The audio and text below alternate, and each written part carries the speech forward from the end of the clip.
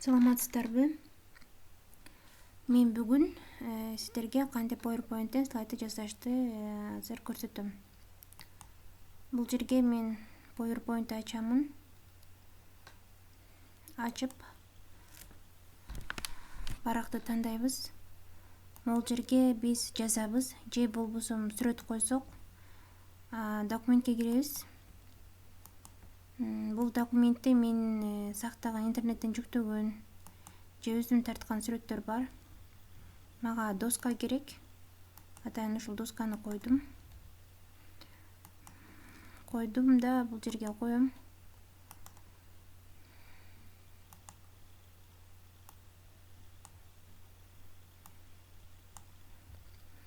Чоңойтом. Эми ушинтип чоңойтуп, мен бул жерге доскага эми как класста иштегенде эле доскага мен эмнени жазам. Жазып бул жерде жазгым на задний план коем да, бул жерге мисалы числону жазам, сабактын темасын жазам, ушундай өзүмдүн чыгармачылыгым менен иштейм. Анан дагы жаңы барак алам.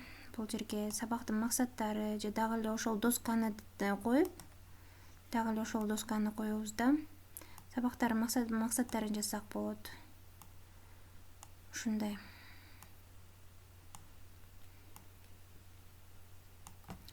Кийин анан дагы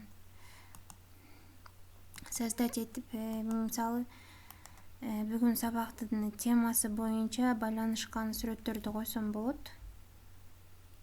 Так, изображение кирем да. Мисалы кандай? Мисалы жайлоону алып көрөлү. Сөз өстүрүү, жайлоо. Так.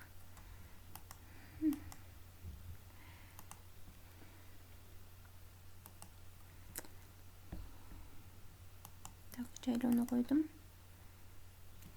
Копировать болуптур.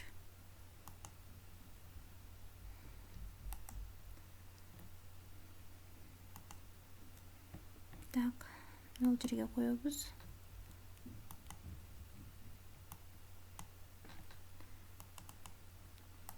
Ставка. Чоңойтобуз. Ушинтип менин презентациям түзүлөт. Кийинки барактарга ушинтип суроолорду жазамын. Тесттерди жазам. Мээге чабуул кандайдыр бир графаларды тартып, таблицаларды чийишим мүмкүн. Эми ал өз ар бир мугалим өзүнүн чыгармачылыгы менен иштейт. Мисалы пустой слайдты койсом, мага ошол сүрөттөрдү жүктөө оңоюраак болот. Анан жыйынтыктоо, бышыктоо ушинтип. Анан эми мен бул жерде мен сүйлөшүм керек бул презентациядачы. Мен сабактарды түшүндүрөмүн, жаңы теманы түшүндүрүп окуучуларга жеткириш үчүн мен эмне кылам? Слайд-шоу, запись слайд-шоу. Так, сразу начать запись. Менин ар бир сөзүм бул жерде ар бир слайдта жазыла берет. Анан так, бүттү. Эми мен ушул презентация мен балким музыка койсом керек.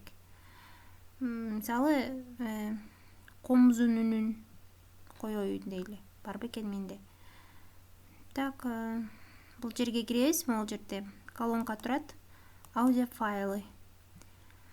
Так, рабочий столдо сакталат менин көбүнчө жүктөгөн. Мунун басып көрсөм бекен, ушул бекен.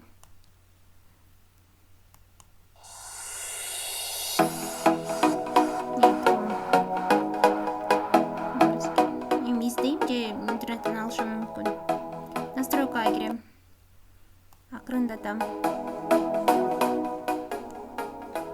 Так, форматын жанында бул вкладка турат. Так, скрыть при показе. Для всех слайдов. Автоматически баарын өзү сразу эмне кылат. Эми ушул презентацияны мен видео жасайм. Экспортко кирем.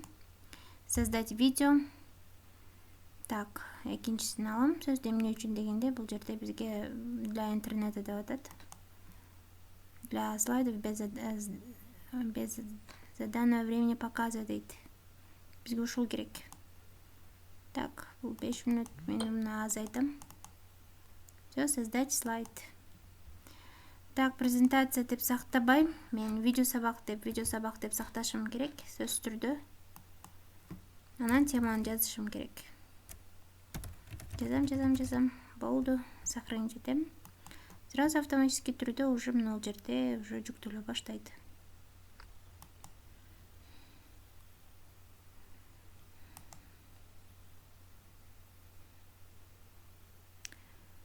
Так, ушундай кылып